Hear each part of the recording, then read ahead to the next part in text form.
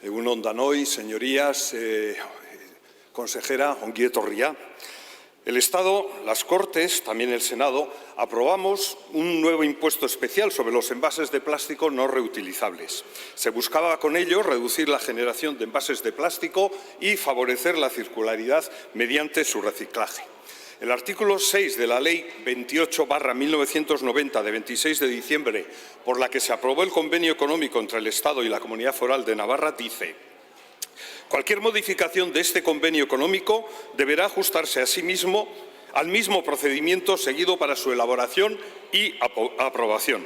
El mismo procedimiento deberá seguirse para armonizar el régimen tributario de Navarra con los nuevos tributos que el Estado pueda establecer en el futuro. Por tanto, la modificación del convenio que hoy debatimos cumple la ley del convenio y sanciona que la Hacienda Foral gestione estos nuevos tributos como gestiona ya otros existentes. Pero fíjense, si este impuesto no se trasladara a Navarra, podría darse el caso de que tuviéramos un aluvión de empresas de fabricación y utilización de plásticos que se instalarían en nuestra comunidad para eludir el pago de ese impuesto y, por tanto, competir de forma desleal con las que están domiciliadas en otras comunidades autónomas.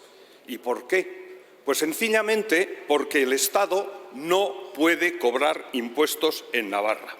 Y si no queremos crear agravios entre unas comunidades y otras, es exigible una armonización.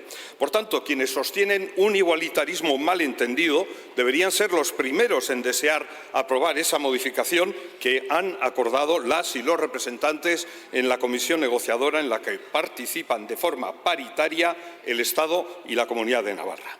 Esto no es sino la traslación de la disposición adicional de la Constitución que ampara y respeta los derechos históricos de los territorios forales. ¿Por qué se propone que la aprobación de estas modificaciones se realice por lectura única? Porque la bilateralidad que consagra el convenio económico impide que se tramite como otras leyes, con enmiendas. ¿Y es esto algo excepcional? No. Las y los senadores, al igual que las y los diputados, no enmendamos los tratados que el Reino de España firma con otros países, sencillamente porque son textos fruto de una negociación y un acuerdo entre dos gobiernos. A esto se le llama bilateralidad. Esto es, que no puede ser modificado unilateralmente por una de las partes, ni por una ni por la otra. Por cierto, Ciudadanos se presentó en las últimas elecciones junto con UPN en la coalición Navarra Suma, firmando una cláusula que establece por parte de los partidos coaligados el compromiso de, leo textualmente, respetar el régimen foral tal y como viene definido en la Constitución, expresión de los derechos históricos y constitucionales del antiguo Reino de Navarra. El acuerdo continúa diciendo que también acuerdan respetar el convenio económico como instrumento adecuado para asegurar la libertad, estabilidad, cohesión y desarrollo del pueblo navarro. Su propuesta de veto, señorías de Ciudadanos, es el culmen de sus contradicciones. Y, por cierto, también de Unión del Pueblo Navarro, que ya sabían con quiénes se coaligaban. Es cierto que, con la excepción de Ciudadanos y Vox, aunque todos los grupos políticos de Navarra apoyamos el convenio, hay una diferencia básica entre nosotros. Esa diferencia hace referencia a la subordinación.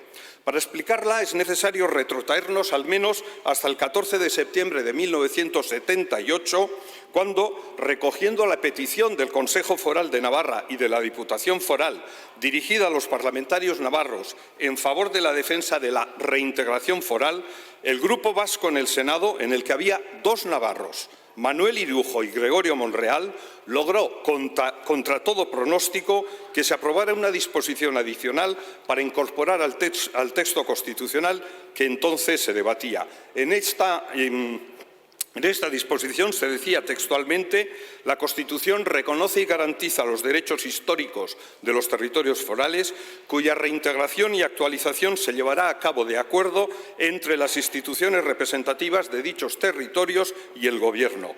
A este efecto, se derogan, en cuanto pudieran suponer abolición de derechos históricos, las leyes de 25 de octubre de 1839 y de 21 de julio de 1876 y demás disposiciones abolitorias. Esa propuesta reintegracionista fue apoyada entonces también por el Partido Socialista Obrero Español, pero del Burgo y la UCD querían limitar la reintegración foral y subordinar ese régimen de autonomía cuasi plena a la soberanía constitucional española y lograron que decayera apenas 15 días después en el Congreso. Tanto del Burgo en el Senado como en el Congreso Aizpún, que meses después fundaría Unión del Pueblo Navarro, votaron en contra de la reintegración foral plena.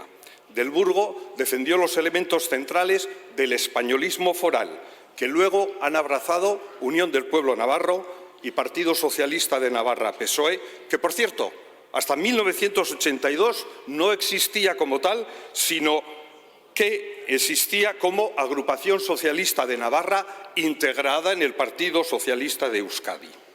A Geroa Bai, UPN, PP y PSN nos une la defensa del convenio económico por la bilateralidad sustantiva del mismo, pero nos diferencia la concepción de Navarra como sujeto político. Esos tres partidos entienden la foralidad como una forma de subordinación de Navarra a España. La derecha, en el momento de debate de la Constitución, la entendía como la mejor manera de garantizar que Navarra no se uniría a los otros tres territorios vascos y por eso rechazó la reintegración plena que suponía regresar a una soberanía de facto en la que España quedaba relegada a decidir quién se sentaba en el trono. Los socialistas navarros, insisto, entonces integrados en el Partido Socialista de Euskadi, también abrazaron más tarde ese discurso. En Geroa Bai abogamos por la reintegración foral plena. Somos la única formación política que aboga por que Navarra sea sujeto político pleno, sin vasallajes, sin subordinación a otros intereses territoriales, sean cuales sean, provengan de donde provengan. Porque creemos en una Navarra capaz de decidir por sí misma sin interferencias ajenas de ningún tipo. Repito, de ningún tipo. Y los fueros, antes de su abolición, nos permitieron estar, sin dejar de ser, estar en la corona castellana primero, después española, sin dejar de ser navarras y navarros. Y no, señorías, lo tengo que decir una vez más, el convenio no es ningún privilegio. Navarras y navarros pagamos el 1,6% de todos los servicios comunes que el Estado presta, más de lo que nos correspondería por población y o por PIB. Y entre esos asuntos están asuntos exteriores, la Casa Real, el Ejército, ferrocarriles, aeropuertos, etcétera, de todos ellos. Por ejemplo, hemos pagado el 1,6% de cada kilómetro de tren de alta velocidad del Estado, mientras que en Navarra, a día de hoy, no tenemos ni siquiera uno.